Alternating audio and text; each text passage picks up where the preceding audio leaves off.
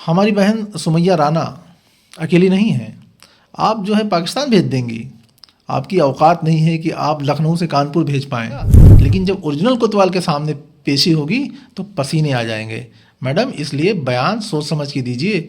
ये देश सबका है, सभी का खून शामिल है यहाँ की मिट्टी में। किसी के बाप का हिंदुस्तान थोड़ी है। इस तरह से हमारे यूनो के कंप्लेन को आपने सपोर्ट किया।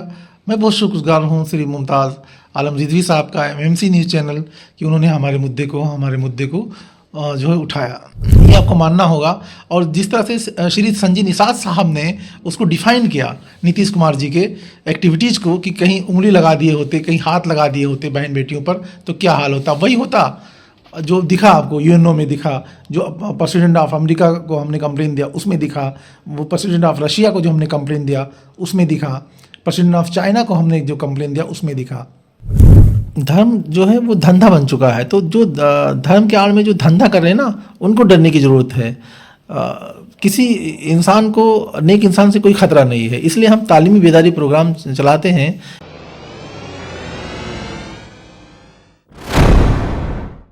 आदाब, मैं हूं मुमताज़ आलम रिजवी और मैं बात करूंगा इस वक्त बिहार की। जी हां, बिहार में अब भी हंगामा बरपा है और बिहार के मामले को लेकर के पूरे मुल्क में अब एक बड़ी खबर ये आ रही है कि झारखंड में महागठबंधन सरकार का बड़ा और ऐतिहासिक फैसला हुआ है। बिहार में महिला डॉक्टर नुसरत परवीन के साथ हुई अमानवीय और शर्मनाक घटना ने पूरे देश को झकझोर दिया। हिजाब खींचना सिर्फ एक महिला का नहीं, संविधान और इंसानियत का भी अपमान है, उसकी तौहीन है। झारखंड के लोकप्रिय माननीय मुख्यमंत्री हेमंत सोरेन जी के नेतृत्व में और स्वास्थ्य मंत्री माननीय डॉक्टर इरफान अंसारी के मानवीय निर्णय से ये साफ संदेश गया है। अब वहाँ पे कहा गया, झारखंड में बेटियों और डॉक्टरों के सम्मान से कोई समझौता नहीं। डॉक्टर नुसरत परवीन को झारखंड में 3 लाख मासिक यानी माहाना तनख्वाह, सरकारी नौकरी, मनचाही पोस्टिंग, सरकारी फ्लैट और पूर्ण सुरक्षा और सम्मानजनक कार्य वातावरण, ये नियुक्ति नहीं सम्मान की जीत है। जहां अपमान था वहां झारखंड ने इंसानियत की मिसाल पेश की है। यानी झारखंड ने नुसरत परवीन को अब अपने यहाँ नौकरी देने की बात कह दी है और बताया है कि क्या क्या सहूलतें दी जाएंगी। तो ये अपने आप में एक बहुत बड़ी बात है।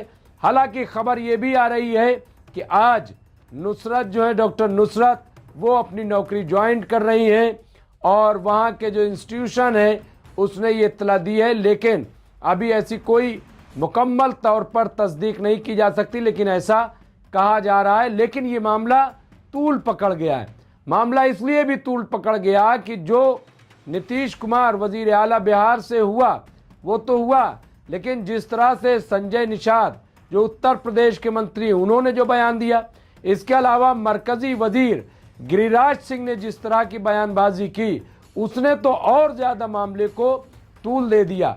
मामला को आप देखिए कि सिर्फ हिंदुस्तान नहीं बल्कि ये सरहद पार करके यूएनओ तक पहुंच गया। तो अब आप देखिए यहाँ दूसरी तरफ आलमी शोहरत याफ्ता शायर मरहूम मुनव्वर राना की बेटी सुमैया राना ने जब इस मसले पर आवाज़ बुलंद की तो उनको पाकिस्तान भेजने की धमकी दी गई। आप देखिए कि मामला कहां से कहां पहुंचा है और उनको हाउस अरेस्ट किया गया, जिसका वीडियो उन्होंने खुद जारी किया। हैरानी की बात यह है कि वो समाजवादी पार्टी की कौमी तर्जुमान है, लेकिन समाजवादी पार्टी उनके तई चुप्पी साधे हुए। ताहम इस पर एडवोकेट आजम सिद्दीकी अली बलरामपुरी ने आवाज़ बुलंद की है और कहा है कि उनकी मर्जी के बगैर कोई सुमैया राना को कानपुर नहीं भेज सकता, पाकिस्तान तो बहुत दूर की बात है। सुनिए कि क्या कहा यहां आजम सिद्दीकी ने। न छुरी चलेगी न तलवार हम पर, ये बाजू मेरे, ये बाजू हमारे आजमाए हुए हैं। हमारी बहन सुमैया राना अकेली नहीं है। आप जो है पाकिस्तान भेज देंगी। आपकी औकात नहीं है कि आप लखनऊ से कानपुर भेज पाएँ।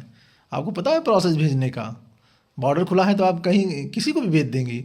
मतलब आप संविधान को नहीं मानेंगी, आप किसी देश की संविधान नहीं मानेंगी, ना आप अपने देश की संविधान मानेंगी, ना किसी अन्य देश की संविधान मानेंगी। आप लोग संविधान के ऊपर हो गए हैं।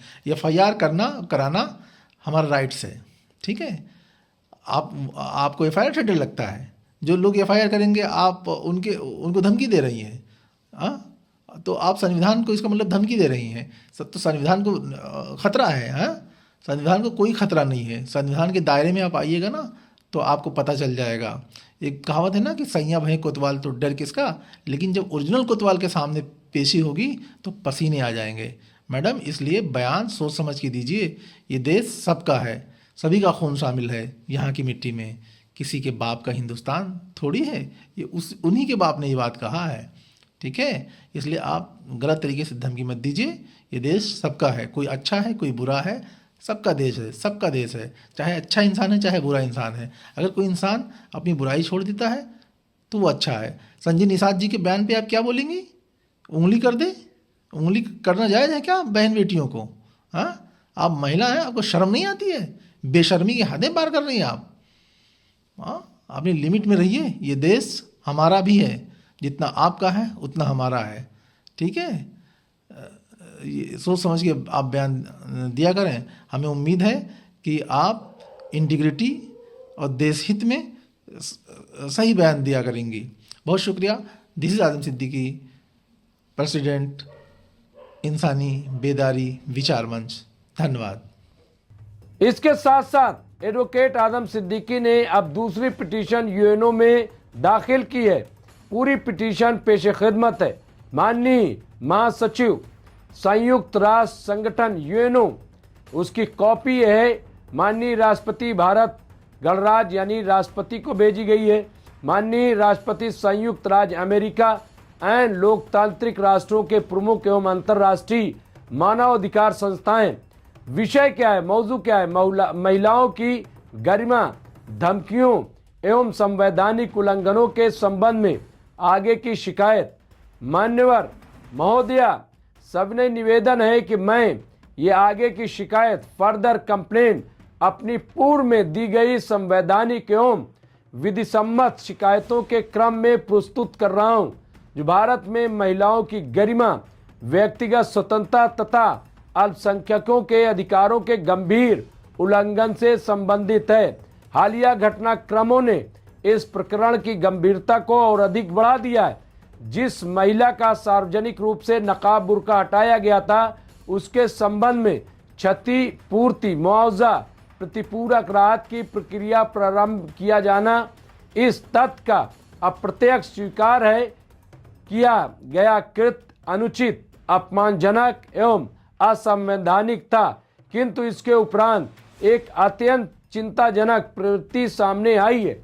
इस प्रकरण में शिकायत करने वाले नागरिकों, मानव अधिकार समर्थकों एवं संवैधानिक प्रश्न उठाने वालों को खुलेआम धमकियां दी जा रही, जिनमें पाकिस्तान भेज देने जैसे कथन भी शामिल हैं। इस प्रकार की धमकियां आपराधिक भयादोहन यानी क्रिमिनल इंटिमिडेशन की श्रेणी में आती हैं। अभिव्यक्ति की स्वतंत्रता, आज़ादी और असहमति के लोकतांत्रिक अधिकार पर सीधा आघात है। भारतीय संविधान के अनुच्छेद 14, 19 और 21 का स्पष्ट उल्लंघन है तथा भारत द्वारा स्वीकार किए गए अंतर्राष्ट्रीय मानवाधिकार समझौतों ICCPR, CEDAW आदि के विपरीत है। और भी गंभीर चिंता का विषय यह है कि यदि किसी महिला का बुर्का, नकाब जबरन हटाने जैसे कृत्य को प्रभावशाली या संवैधानिक पदों पर आसीन व्यक्तियों द्वारा किसी भी रूप में न्यायोचित ठहराया जाता है, तो इससे समाज में एक अत्यंत खतरनाक संदेश जाएगा। इससे असामाजिक तत्वों को ये विश्वास मिलेगा कि वे सरेआम किसी भी महिला की निजता, गरिमा, धार्मिक आस्था और व्यक्तिगत स्वतंत्रता का उल्लंघन कर सकते हैं। मैं आदरपूर्वक ये प्रस्तुत करना चाहता हूं कि क्षतिपूर्ति न्याय का विकल्प नहीं हो सकती, विधिक जवाबदेही अनिवार्य है। नंबर 2, शिकायतकर्ताओं एवं मानवाधिकार रक्षकों को दी जा रही धमकियों की स्वतंत्र, निष्पक्ष और त्वरित जांच आवश्यक है। नंबर 3, ये स्पष्ट किया जाना चाहिए कि किसी भी परिस्थिति में कोई भी व्यक्ति, चाहे वो कितना ही प्रभावशाली क्यों न हो, किसी महिला की गरिमा या व्यक्तिगत स्वतंत्रता का उल्लंघन करने का अधिकार नहीं रखता है। नंबर 4, भविष्य में ऐसी घटनाओं की पुनरावृत्ति को रोकने हेतु प्रभावी सुरक्षात्मक एवं निवारक उपाय सुनिश्चित किए जाएं। इस विषय का अंतर्राष्ट्रीय मंचों तक पहुंचना इस बात का प्रमाण है कि ये अब केवल स्थानीय या राजनीतिक विवाद नहीं रहा, बल्कि यह मानवाधिकार, मानवीय गरिमा, संवैधानिक शासन और विधि के शासन से जुड़ा हुआ गंभीर विषय बन चुका है। ये शिकायत पूर्णतः शांतिपूर्ण, संवैधानिक एवं विधि सम्मत तरीके से की जा रही है। मेरा उद्देश्य किसी भी प्रकार का टकराव नहीं, बल्कि न्याय, समानता, महिलाओं की सुरक्षा तथा लोकतांत्रिक मूल्यों की रक्षा सुनिश्चित कराना है। अतः आपसे विनम्र निवेदन है कि इस विषय पर संज्ञान लेते हुए उपयुक्त संवैधानिक, कानूनी एवं मानवीय हस्तक्षेप किया जाए, ताकि शिकायतकर्ताओं की सुरक्षा सुनिश्चित हो और मानव अधिकारों का संरक्षण हो सके। सादर आदम Siddiqui, Alyque Balrampuri, MSc, MBA, LLB, Lucknow, Bharat. इसके अलावा नीतीश कुमार CM बिहार की हरकत का मामला अब कौमी हुकूक इंसानी कमीशन में भी दर्ज हो गया है। इसलिए अब साफ है कि मामला बढ़ने वाला है और इसमें नीतीश कुमार को राहत मिलने वाली नहीं है। DK फाउंडेशन ऑफ फ्रीडम एवं जस्टिस की जानिब से शिकायत के बाद मामला दर्ज किया गया है। इसमें यही इल्ज़ाम आयद किया गया है, लगाया गया है कि आखिर एक मुस्लिम खातून के चेहरे से नकाब उसकी इजाज़त के बगैर कैसे हटाया गया। इसी सिलसिले में ये खबर भी आई है कि अब उत्तर प्रदेश के वजीर संजय निषाद ने अपने बयान को वापस लिया है और माफ़ी मांग ली है। हालांकि उनका बयान नाकाबिले माफ़ी था, क्योंकि उन्होंने पूरी औरत बरादरी पर उंगली उठाई थी और उनकी तौहीन करने की कोशिश की थी। बहरहाल एडवोकेट आदम सिद्दीकी अलीग बलरामपुरी ने MMC न्यूज़ इंडिया का शुक्रिया अदा किया और क्या कहा ये ज़रूर सुनिए। उन्होंने 2-3 अपने वीडियोस भी जारी किए। तो बहरहाल ये आज़म सिद्दीकी अलीग बलरामपुरी का बयान था, उनकी बातें थी। तो कहने का मतलब ये है कि ये एक सही तरीका है कि कानूनी चाराजोई की जाए, बजाय ये कि आप झगड़ा शुरू कर दें, मारपीट शुरू कर दें, बल्कि ये कि कानूनी चाराजोई की जाए। ये कहना यहाँ पे आज़म सिद्दीकी का है। बहरहाल ये बहुत ही हसास मामला हो गया। टीवी डिबेट पे भी मामला चल रहा है। अब इस सिलसिले में जो भी अपडेट होगी मैं आपकी खिदमत में पेश करता रहूँगा। देखते रहे MMC न्यूज़ इंडिया। बहुत बहुत शुक्रिया।